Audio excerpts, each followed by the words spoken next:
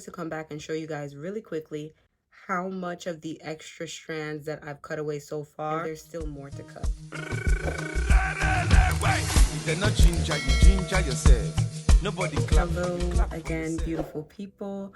I am super excited to be back. If you've been following my lock journey, then you know that I'm in a combination process where I'm basically combining some of my locks because I was experiencing thinning at my roots. There was a very obvious line of demarcation and I was trying to get rid of that. I thought I would have to end my lock journey or start over. Both roads was way too painful for me, so I decided to do this instead. So the last time I was here, I attempted to trim my locks. I was just trying to give it a little shape, but I ended up with a cut. And since then, I have put my combination process on the back burner while I adjusted to the cut. I'm not a person that likes super dramatic changes. Like if it's too dramatic, it kind of shocks me. So that's kind of what happened. I cut my hair and it shocked me so bad. I thought, this is hideous. This is atrocious. I cannot wear it outside.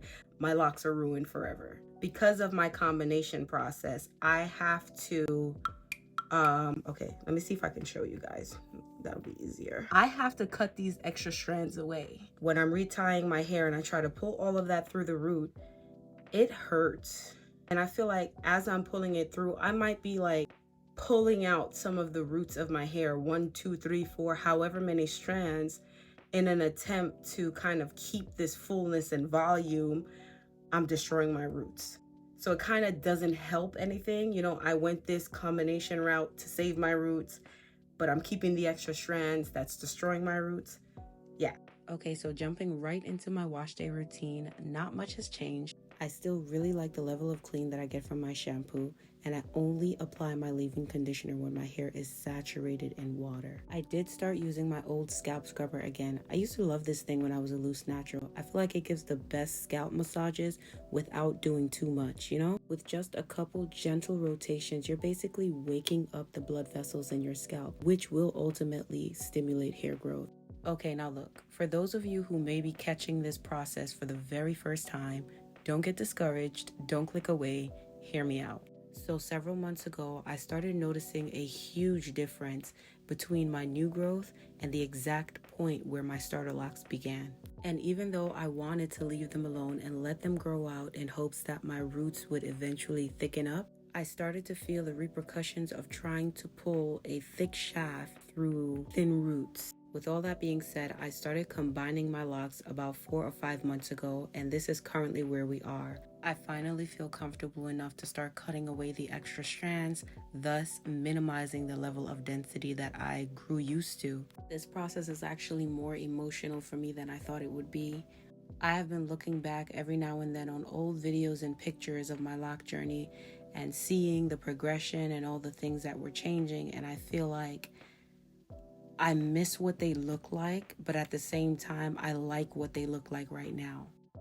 It's fair to say that I am still kind of grieving the loss of density and fullness that I initially started with, and the fact that I cut my locks. But in the same breath, I can honestly say that I am having a lot of fun on this journey. My desire to start my locks with extensions was just so that I wouldn't have to go through the quote-unquote ugly phase. But now that I have short locks and less density, I'm able to really see what my hair is capable of. And also that idea in itself was a ridiculous one. A small part of me do wish I had a little bit more faith in my natural hair and its ability to do exactly what it's doing now. My edges did grow back. My roots have thickened up. But yeah, I liked what my locks looked like in the beginning phases, and I'm still enjoying them now, even though I do have less density and they are shorter. And my vision for my locks have changed slightly from the beginning. I feel like at first it was more about the look of them as opposed to its foundation, but now I'm all about the health.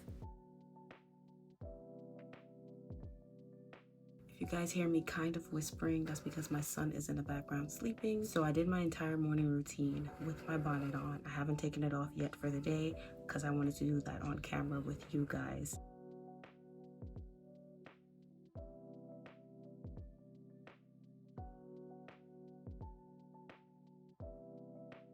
So this is usually how I wear my locks like when I'm not trying to do nothing to it. Run my fingers through, drop it.